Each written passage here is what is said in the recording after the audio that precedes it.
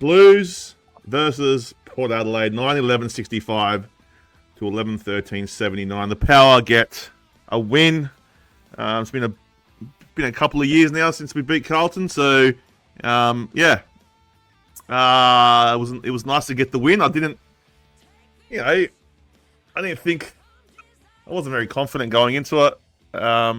It was just one of those games where I thought, far out, if we can beat if we can beat them now, like, you never know, like, they're a bit vulnerable. They've lost a few players, and if there's any time we're going to beat them in Melbourne, maybe this is the time. So, and proved right. So I was pretty happy with the win.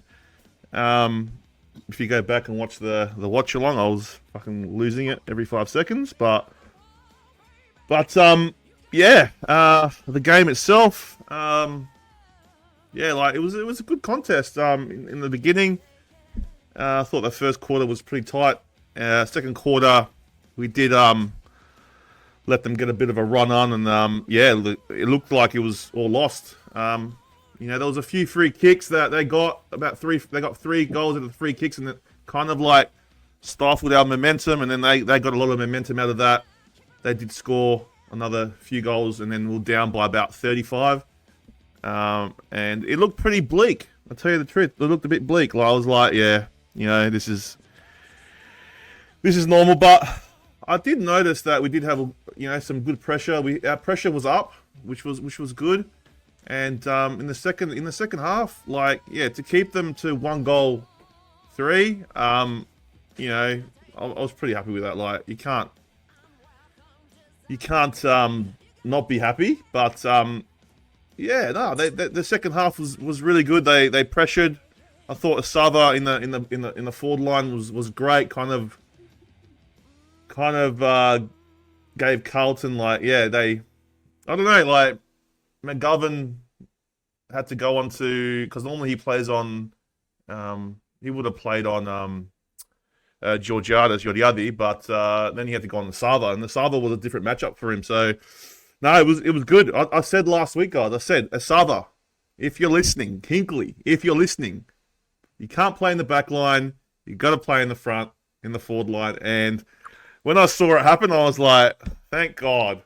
You know what I mean? Now, he only scored 2 goals, but he was more of a presence up there than Marshall was. So I was happy with that. And you know what I haven't done, guys? I've got the TikTok ready to go, and I haven't even gone live there. Can you believe it? Oh my God! What a lucker, Andy! Phil with the super chat. Thank you so much, my friend.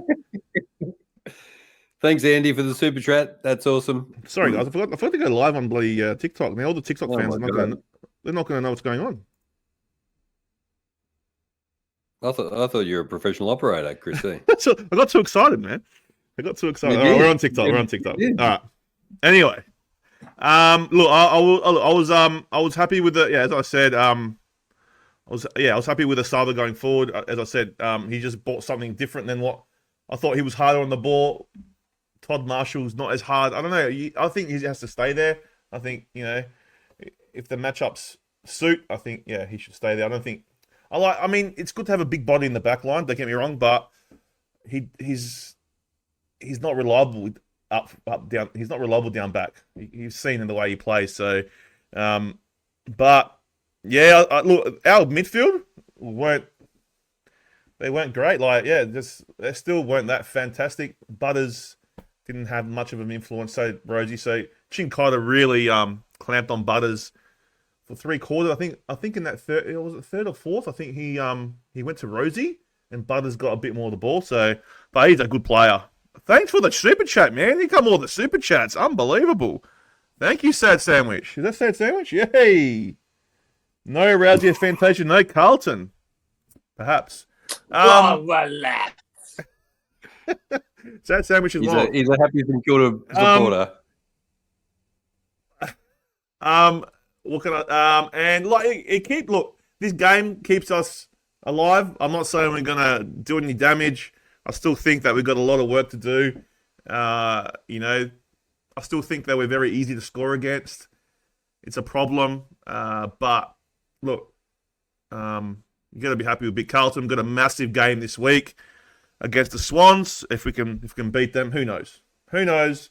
But no, look, it was a good game. I was happy we won. I think for Carlton, I thought Kerno was probably their best player. I thought that he tried, but just didn't get enough help. I don't know what's happening with Carlton. I don't know. They look a bit flat in that second half. I'm not sure if the magnets. I heard what Johnny Carlton said about some of the personnel that Vossi is using. But losing like De Koning, losing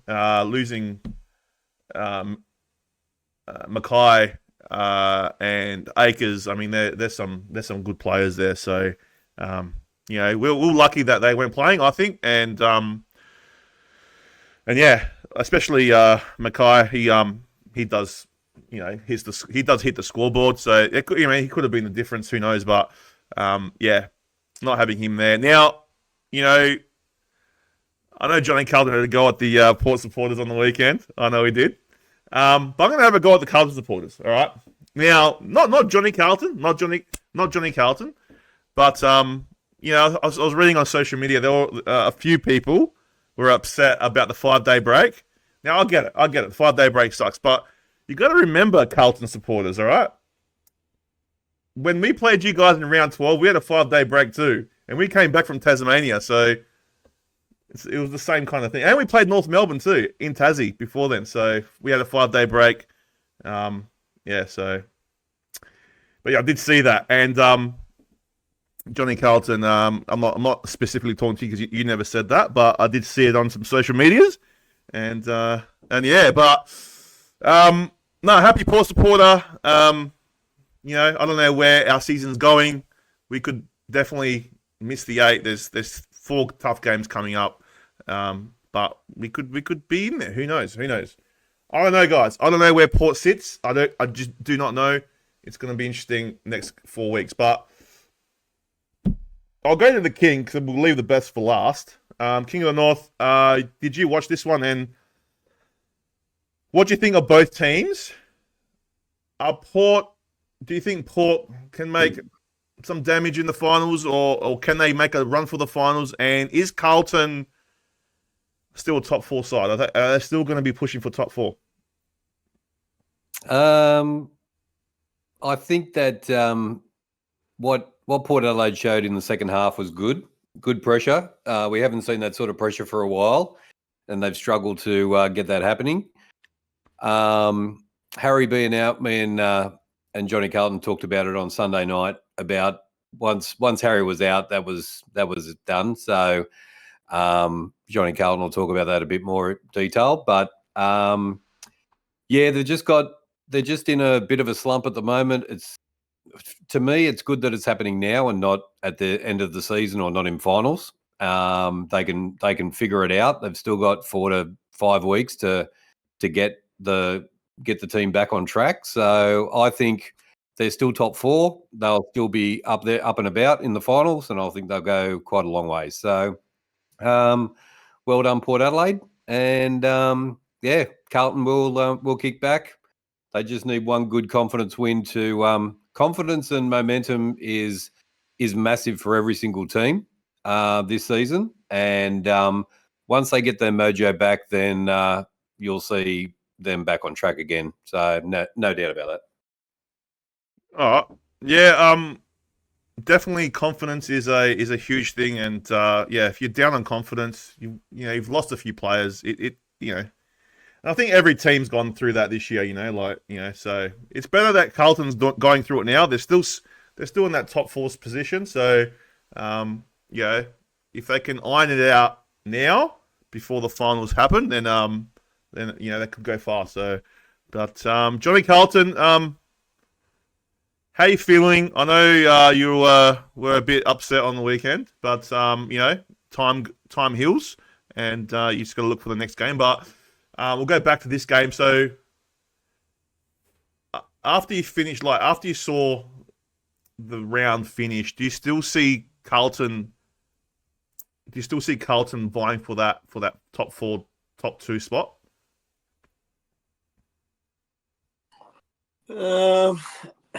Look, the way we're playing, I wouldn't think we're a top 2 spot at the moment. I'm just happy if we make top 4, to be honest.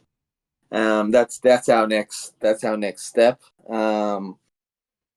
As I said, look, first I'm going to give Port Adelaide some credit. They were down by over 5 goals going into halftime, and they didn't step away. They came back and they showed some fight, and they got right back into the game.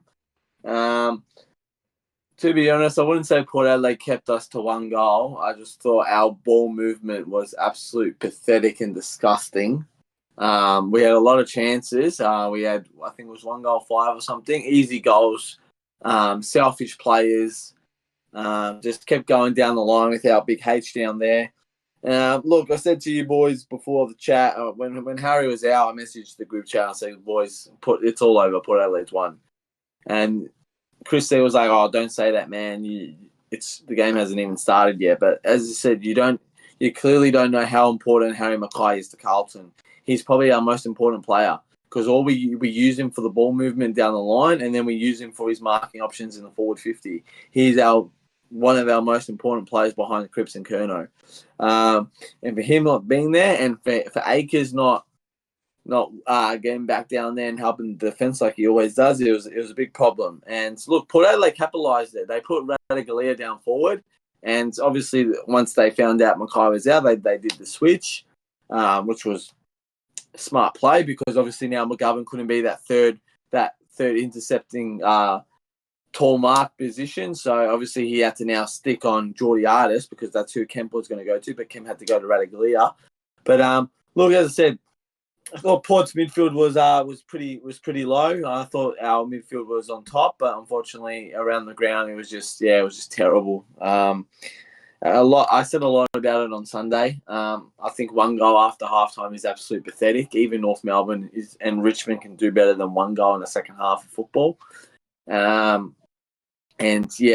do not deserve top 4 after that loss. But look, things went our way. We're still top 4 just. I was angry. I was frustrated. But look, at the end of the day, Port Adelaide needed this win because if they didn't, they would have been out of the 8. So it's now they're equaled 4th, and look how much a win can do. So look, as I said, I told Port Adelaide fans a couple of months ago, go believe and have confidence in yourself, and look what will happen. And look, the last 2 weeks they've come out, they've had confidence, they've had belief, and so look, as both of you know, it's I hate Collingwood the most, and it's Collingwood week now, and I get very anxiety when it's Collingwood week. So look, once Monday morning hit, I'm over the weekend. I'm over Port Adelaide. I don't care about Port Adelaide anymore. This is the week that I care about, and I want to end their season this week. And I know I was upset and disgusted. You guys didn't win for Cripps 200th. You lost against Port and you only kicked 1 goal.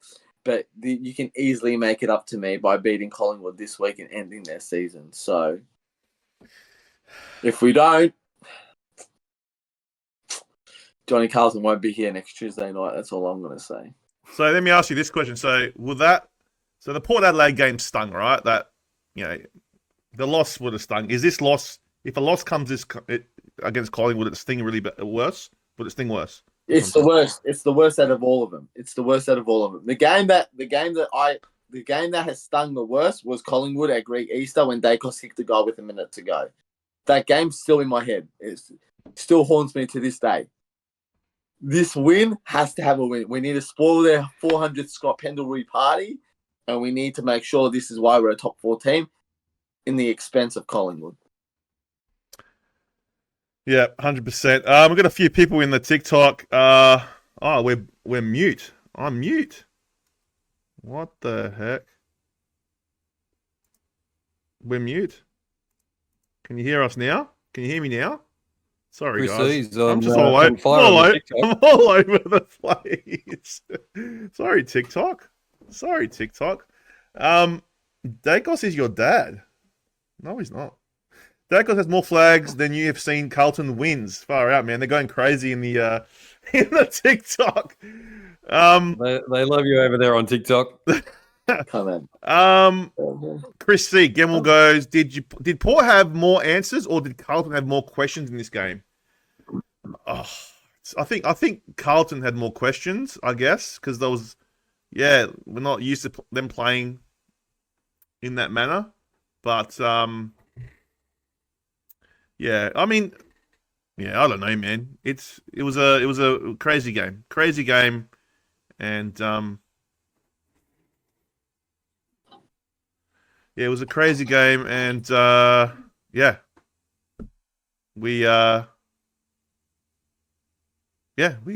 we see what happens on Saturday night against Sydney. But Carlton, I don't know. It's hard to put a finger on it. They were really good for like how many weeks? They were really good for maybe last 2 months. For the last 2 months, they've been really good, and then the last month, 3 to 4 weeks, they've been just average. Even against North Melbourne, they were North Melbourne were good against them. So I don't know. It's going to be interesting how they respond this week. If they have to win, I think they have to win against Collingwood.